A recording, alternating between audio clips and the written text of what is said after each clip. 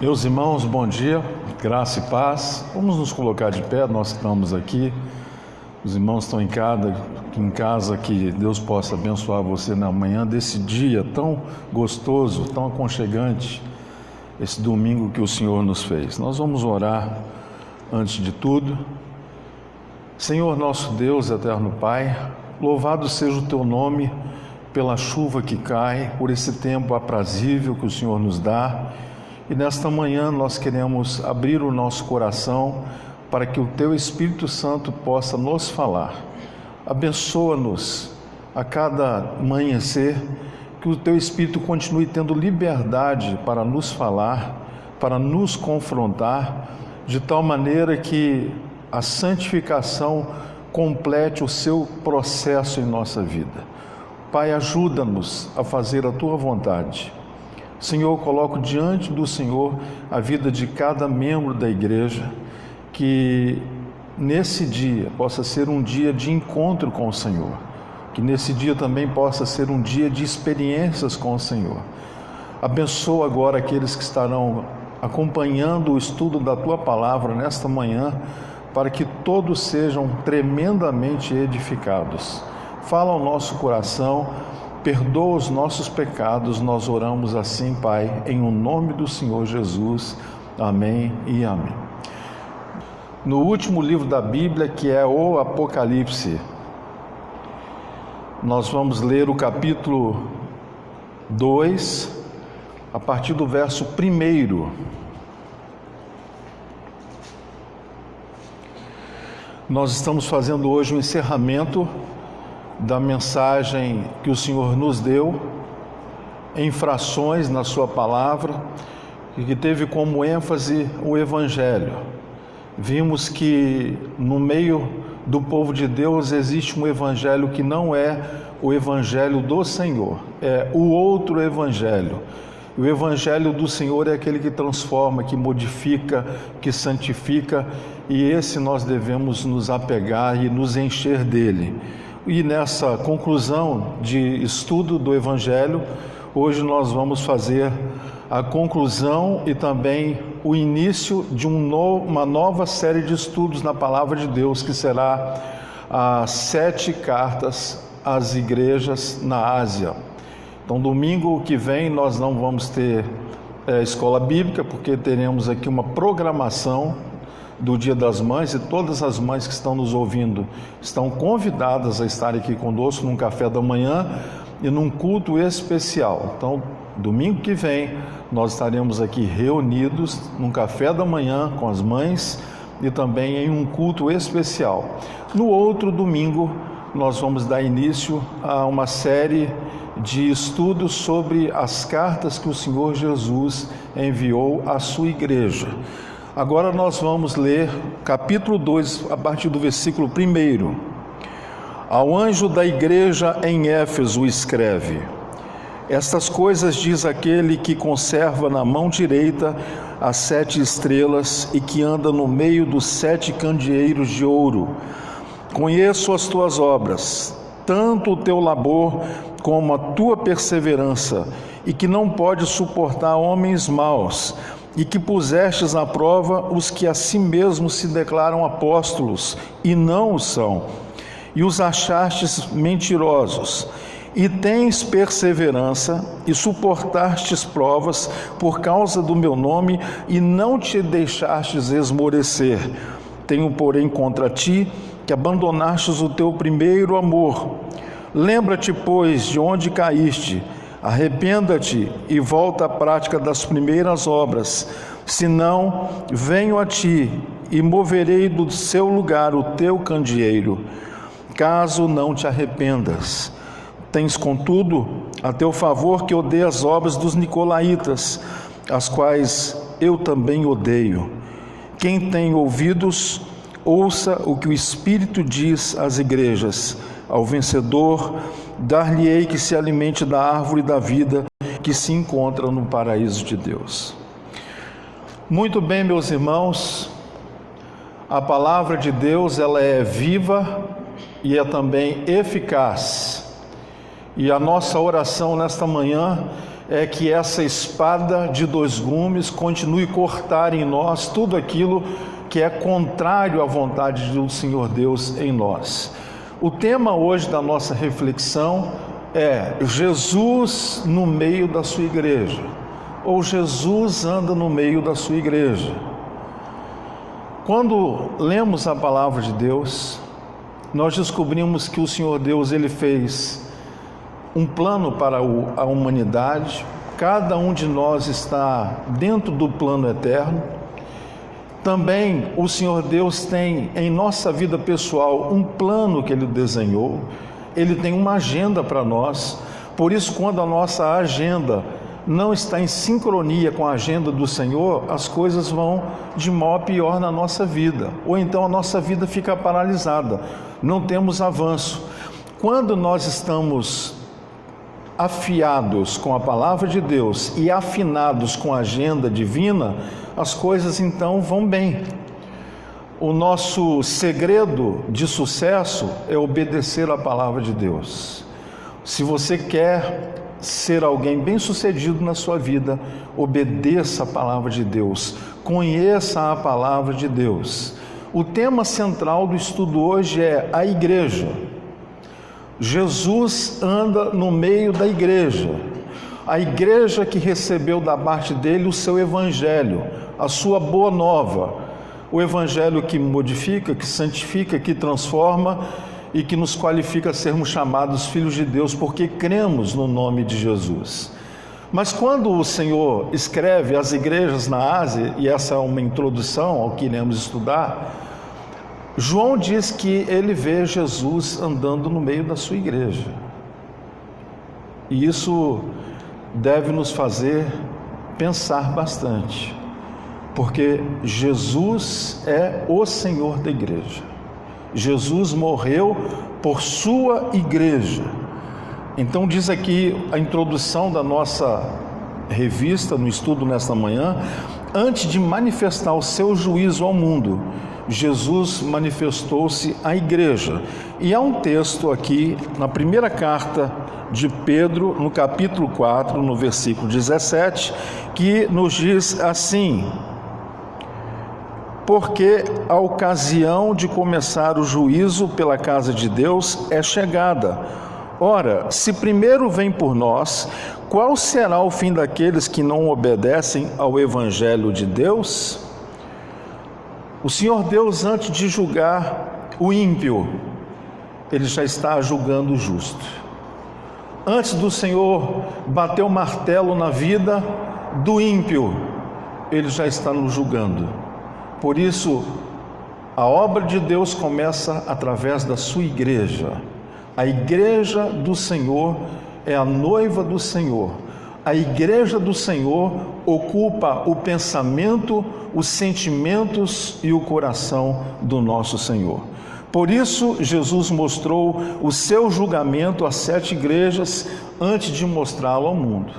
Então, antes do Senhor fazer qualquer coisa com este mundo caído, Ele começou a revelar-se à igreja. E nós iremos ver nos estudos que virão a particularidade de virtudes e defeitos das 7 igrejas, que é uma representação de perfeição daquilo que Deus deseja no meio da sua igreja. Nós veremos isso com detalhe. Ali o Senhor Deus, através do Senhor Jesus, Ele destacou as virtudes do seu povo, assim como também Ele repreendeu os defeitos do seu povo. Aquele que ama, Ele não faz só questão de salientar as virtudes, mas muito mais de corrigir os defeitos, porque os defeitos são justamente aquelas coisas que nos levarão a termos perdas, e perder o céu por causa de algo que não vai bem na nossa vida é uma coisa tola. Então o Senhor Jesus, como sumo sacerdote, como pastor das nossas almas, Ele sempre vai ministrar o nosso coração, Ele sempre vai nos confrontar. Isso nós veremos mais adiante. Todas as cartas têm basicamente a mesma estrutura. O Senhor se apresenta, o Senhor dá uma palavra de apreciação, o Senhor também repreende naquilo que foi necessário, e o Senhor Deus também deixa promessas. E dentro dessas promessas, nós vemos que 2 igrejas somente foram as que receberam elogios, que foram as igrejas de Esmirna e Filadélfia. E quando lê-se aqui que o Senhor está falando à igreja em Éfeso, ele começa a falar algumas coisas que eu quero chamar a sua atenção. A pessoa que recebe a carta é o anjo da igreja, é o pastor da igreja. Ao anjo da igreja em Éfeso escreve, olha a responsabilidade: estas coisas diz aquele que conserva na mão direita as 7 estrelas, ou as 7 igrejas. Naqueles dias, haviam só 7 igrejas? Nós sabemos que não. Haviam muito mais igrejas, mas esse número 7, ele representa a essência daquilo que o Senhor Deus quer se comunicar à sua igreja. E é muito importante o destaque que João nos dá no primeiro verso, dizendo que o Senhor é aquele que conserva na mão direita as 7 estrelas. E conserva na mão, se você olhar aqui no capítulo 1, no versículo 16, diz aqui: tinha na mão direita 7 estrelas. Eu vi um exemplo que o pastor Hernandes deu em uma mensagem sobre Apocalipse. Ele diz: qual é a diferença de ter na mão e conservar na mão? Por exemplo, eu tenho nas minhas mãos este livro, a Bíblia, eu tenho nas minhas mãos, mas a minha mão não acolhe esse livro completamente, eu não consigo cobrir esse livro. Mas quando o texto aqui diz que o Senhor é aquele que conserva na mão direita as 7 estrelas, conservar é ter dentro, completamente envolvido. Então o Senhor está nos dizendo que a igreja dele está por ele envolvida, está por ele guardada, está por ele amparada. Então o Senhor é aquele que ama a igreja e que conserva a igreja na sua integridade espiritual. Continua a lição. O primeiro tópico que o autor menciona aqui nessa introdução é que Cristo é conhecido na igreja e Cristo é conhecido através da igreja. Cristo é conhecido na igreja. Antes de ver Cristo, João viu os 7 candeeiros, a plenitude da igreja na terra, e só depois viu o Cristo glorificado na igreja. Jesus Cristo está no meio da sua igreja. Ninguém verá o Cristo da glória fora da igreja. Nós só temos a revelação da plenitude de quem é o Senhor Jesus na igreja. Fora da igreja você não consegue isso. Isso é tremendo para nós. João viu Jesus na igreja. A igreja tem essa responsabilidade de apresentar a saída para todos os problemas da humanidade através de Cristo. Essa é a nossa responsabilidade, apresentar o Senhor Jesus. O Senhor Jesus, ele deve ser visto na igreja. Ninguém verá o Cristo da glória fora da igreja. A salvação é por meio de Jesus, mas ninguém poderá ser salvo sem fazer parte da igreja, que é a noiva do Cordeiro. Eu quero ir para o céu. Não tem jeito. Você precisa estar na igreja. Não se trata de você ter o seu corpo dentro de um templo cristão. Significa você, em essência, estar ligado à Igreja Universal, a igreja dos santos, a igreja invisível. Se você não estiver ligado na igreja do Senhor Jesus, você vai morrer e vai para o inferno. É o que nos diz a palavra de Deus, é o que nós temos aqui exaustivamente aprendido e estudado. Cristo valoriza tanto a sua igreja que ele se dá a conhecer no meio dela e não a parte dela. Hoje, muitas pessoas querem Cristo, mas não querem a igreja, e isso é impossível. Nós temos falado aqui sobre apostasia nesses dias, e o estudo da apostasia simplesmente completa isso que nós estamos vendo aqui o autor declarar. Hoje muitas pessoas querem Cristo, mas não a igreja. Isso é impossível, você ter Cristo e não ter a igreja. Essa é uma das desculpas que muitas pessoas dão. Eu posso ser um bom cristão na minha casa, mas por que você não quer ir na reunião com a igreja? Porque ali tem A e B que tem defeito, meu santo não bate com o santo dele. Não é possível você ser de Cristo e não estar na igreja. A igreja é uma arca do Senhor, e nós aprendemos que dentro da arca de Noé tinha toda sorte de animais, e naquela arca fechada certamente ali fedia. O odor não deveria ser nada agradável, mas a arca era o lugar de salvação. Fora da arca era lugar de destruição e condenação. Você não poderá nunca ser um cristão se você não estiver na arca de Deus, que é a sua igreja. Segundo tópico, Cristo está no meio da sua igreja. Cristo não apenas está no meio da sua igreja, diz o escritor, mas ele está andando em ação investigatória no meio da igreja. Em outras palavras, ele está sondando a igreja. Ele é aquele que está andando entre nós e observando os nossos atos. Você sabe que para a salvação nós não precisamos fazer nada. Nós somos salvos pela graça, nós somos salvos pela fé. Nós não precisamos fazer nada, apenas receber Cristo em nós.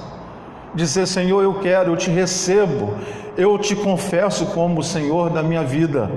Então, para a salvação eu não preciso fazer nada, mas para o galardão é impossível você ter galardão sem ter as obras. Assim como é impossível você ser um cristão sem estar na vida da igreja. O Senhor é aquele que sonda a igreja, pois os seus olhos são como chamas de fogo, é o que está descrito aí no Apocalipse 2, versículo 18.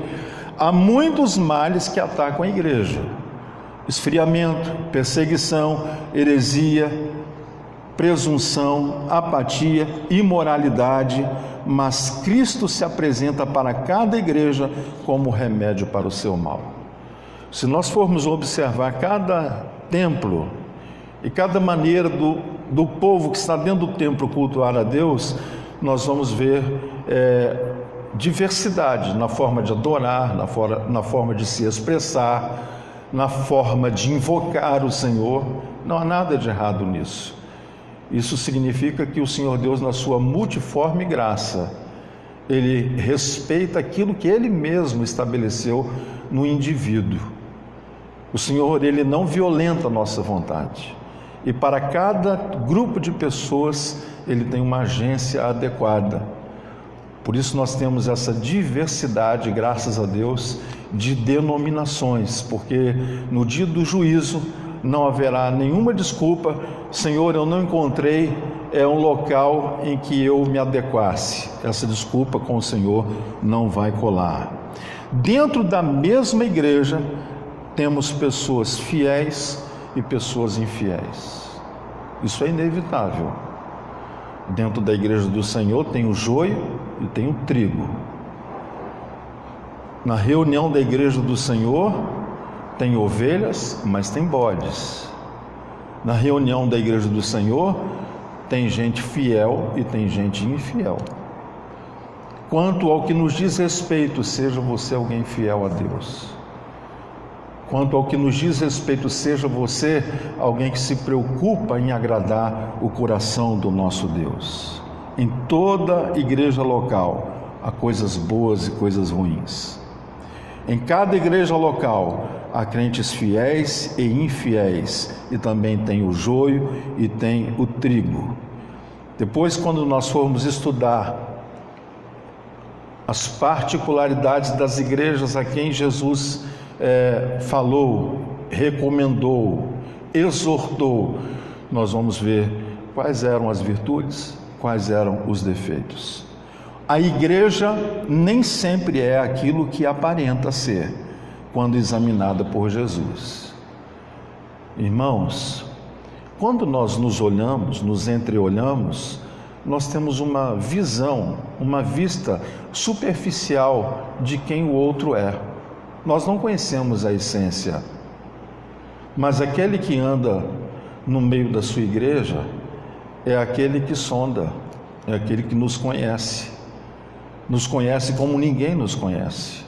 Ele nos conhece por dentro, ele sabe quais são as minhas fragilidades, ele sabe qual é a sua principal fraqueza, e a Bíblia diz que ele continua sendo diante do Pai o nosso sumo sacerdote, aquele que tem orado por nós, aquele que tem intercedido por nós e aquele que tem nos sustentado com o seu amor.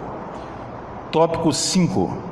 Cristo anda no meio da sua igreja para oferecer-lhe oportunidade de arrependimento antes de aplicar-lhe seu juízo. Louvado seja o nome do Senhor. O Senhor, antes de bater o martelo com cada um de nós, Ele está nos dando oportunidade. Amanhã desse dia, o simples fato de você ter aberto os seus olhos, de você estar funcionando perfeitamente, é a manifestação da graça de Deus te dando uma nova oportunidade para você recomeçar a sua caminhada. O Senhor Deus, Ele conhece todos os instantes da nossa vida. A sua vida está nas mãos do Senhor. Ele conhece desde quando você nasceu, Ele sabe quando vai ser o seu fim, quando o seu corpo vai chegar ao fim. Ele sabe disso. Ele sabe, Ele diz na sua palavra que antes da palavra ser formada na língua, Ele já conhece o que nós iremos falar. Ele sabe como é que vai ser a segunda-feira, porque Ele é Deus. Ele sabe se iremos negá-lo, Ele sabe se iremos honrá-lo. E mesmo sabendo das vezes que nós iremos negá-lo, das vezes que nós iremos pecar contra Ele, a sua palavra diz que Ele nos ama profundamente. O Senhor Deus nos ama. A maior mensagem do Evangelho é: Deus ama você, apesar de você. Louvado seja o nome do Senhor. Então Cristo anda no meio da sua igreja para oferecer-lhe oportunidade de arrependimento antes de aplicar o seu juízo. Tópico 6. Jesus anda no meio da sua igreja para dar gloriosas promessas aos vencedores. A igreja do Senhor Jesus também é constituída por dois tipos de pessoas: aqueles que ganham e aqueles que perdem. Aqueles que ganham é o batalhão de elite do Senhor dentro da sua igreja. O Senhor chama eles de vencedores. Por isso, quando estivermos estudando as 7 cartas, a gente vai ver isso se repetindo: ao que vencer, dar-lhe isso; ao que vencer, dar-lhe aquilo outro. Eu quero estar no grupo dos vencedores. Que Deus abençoe que você esteja nesse grupo, bendito, o grupo dos vencedores. Isso implica que nem todos os membros da igreja visível são membros da igreja invisível. Nem todos os membros das igrejas locais são membros do corpo de Cristo. Nem todos os membros da igreja são vencedores, mas todos os membros do corpo de Cristo são vencedores. As promessas aos vencedores tratam da bênção que a igreja estava buscando ou necessitando. Como igreja local aqui, nós temos alvos, nós temos orado para que o Senhor Deus nos abençoe em muitas áreas da vida da igreja. Nós temos aqui diariamente orações que são erguidas visando solucionar problemas na igreja local. Na nossa vida pessoal não é diferente. E o Senhor Jesus é aquele que se apresenta no meio da igreja, não é só para corrigir a igreja, não é só para sondar a igreja, mas também para abençoar a sua igreja.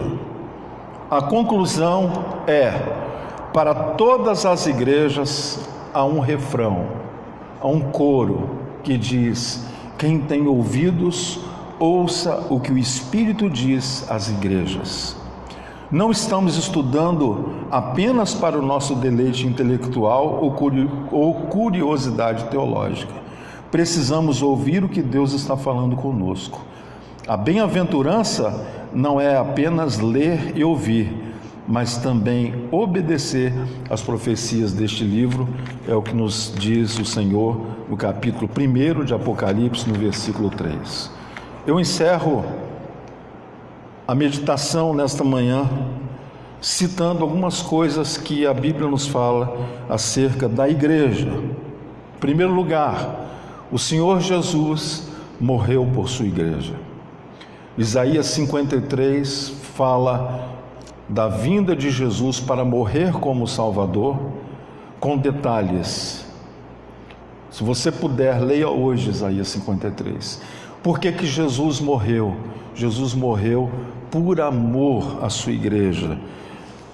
A morte e a ressurreição do Senhor não foi algo que aconteceu ao acaso. Já estava escrito no plano eterno. O Senhor Jesus, ele veio a esse mundo com o objetivo de morrer. A Bíblia diz que ele, falando aos discípulos, ele diz que ele estava se entregando, que se ele não quisesse, ninguém tocaria nele. Ele estava fazendo isso de todo o seu coração. Por isso João 3,16 diz que o amor de Deus foi tão expressivo que ele se entregou, ele se deu na pessoa do seu Filho, o Senhor Jesus. Segunda coisa que nós aprendemos é que o Senhor Jesus, que morreu por sua igreja, é o mesmo que edifica a sua igreja. E onde é que nós somos edificados? Nós somos edificados sobre Ele mesmo, a rocha dos séculos. Nós somos edificados sobre a pessoa de Jesus. Quando aprendemos a palavra de Deus e colocamos a palavra de Deus em prática, nós estamos aprendendo a Cristo. Nós estamos aprendendo a ser como Jesus. Então o Senhor morreu por sua igreja e o Senhor também edifica a sua igreja. Também o Senhor santifica a sua igreja. Não existe nenhuma possibilidade de você ser santificado só orando. Eu não gosto de ler. Não, você precisa ler. Não existe, a possibilidade é zero se você não conhecer a palavra de Deus e ser santificado. A santificação na vida do cristão, ela virá pela palavra de Deus. O Senhor Jesus na oração diz: Pai, porque eu os tenho lavado pela lavagem da palavra. O Senhor está santificando a nossa vida, a nossa alma, que é o nosso mundo mental, colocando a sua palavra em nós. Se você recusa conhecer a palavra de Deus, você está recusando ao próprio Deus. E quem recusa Deus não pode ser separado ou santificado. Não, eu jamais recusarei Deus. Não, eu creio em Deus. Quem crê em Deus e ama Deus se preocupa em conhecer a vontade de Deus. Então Jesus morreu por sua igreja, edifica a sua igreja, Jesus santifica a sua igreja, Jesus ama a sua igreja. Vamos ler um pequeno texto que está em Romanos 8. Carta aos Romanos, capítulo 8. Nós vamos ler, são poucos versos. A partir do versículo 31. Romanos 8, a partir do versículo 31. Diz assim: que diremos, pois, à vista destas coisas? Se Deus é por nós, quem será contra nós? Aquele que não poupou o seu próprio Filho, antes por todos nós o entregou, porventura não nos dará graciosamente com ele todas as coisas? Quem intentará acusação contra os eleitos de Deus? É Deus quem os justifica. Quem os condenará? É Cristo Jesus quem morreu, ou antes quem ressuscitou, o qual está à direita de Deus e também intercede por nós. Quem nos separará do amor de Cristo? Será tribulação, angústia, perseguição, fome, nudez, perigo ou espada? Como está escrito, por amor de ti somos entregues à morte o dia todo e fomos considerados como ovelhas para o matadouro. Em todas estas coisas, porém, somos mais que vencedores por meio daquele que nos amou, porque eu estou bem certo de que nem a morte, nem a vida, nem os anjos, nem os principados, nem as coisas do presente, nem as coisas do porvir, nem os poderes, nem a altura, nem a profundidade, nem qualquer outra criatura poderá nos separar do amor de Deus que está em Cristo Jesus, o nosso Senhor. Quando lemos esse texto, nós temos a forte impressão do cuidado, do amor de Deus para com a sua igreja. Ninguém pode condenar a igreja do Senhor. Até quando formos falar de qualquer igreja, tenha temor. Elogie, mas não critique. Ore, mas não aponte dedos. Porque a igreja é do Senhor. Jesus morreu pela sua igreja, e ai daquele que tocar na sua igreja, é como quem toca na menina dos olhos de Deus, é o que nos diz a sua palavra. Então, antes de você emprestar a boca para Satanás e falar da igreja do Senhor, olhe a sua própria vida. Tenha cuidado com o que você está dizendo, porque tudo aquilo que nós falamos é oração. E toda oração que se ergue contra a igreja do Senhor, Ele mesmo a defenderá. Tenhamos cuidado com a igreja do Senhor. Nós somos a igreja do Senhor. Jesus ama a sua igreja. Jesus também protege a sua igreja. Na história dos apóstolos, em Atos dos Apóstolos, nós vemos que no meio de toda aquela perseguição, prisões, açoites, martírios, nós vimos o amor de Deus acampado em redor do seu povo, guardando, amparando, provendo, protegendo, porque Jesus ama a sua igreja. Jesus também cuida da sua igreja, é o que nós aprendemos no Salmo 23, o Salmo do Supremo Pastor. E encerrando esta palavra, Jesus é aquele que ora pela sua igreja. Nós vemos isso em João capítulo 17, na oração sacerdotal. Jesus, ele ama e Jesus ora pela sua igreja. E nós encerramos o estudo nesta manhã, convidando você para que fique ligado e participe conosco no estudo que faremos minuciosamente das cartas de Jesus à sua igreja. Que Deus abençoe. Hoje nós temos o culto à noite. Ainda hoje a nossa transmissão será pelo Instagram, mas já próximo domingo será pelo YouTube. Nós vamos compartilhar os links com os irmãos para que você tenha uma melhor qualidade de transmissão. Que Deus abençoe a sua manhã e o seu dia em nome do Senhor Jesus. Nosso culto às 19 horas será presencial e também transmitido online. A paz do Senhor a todos, bom dia.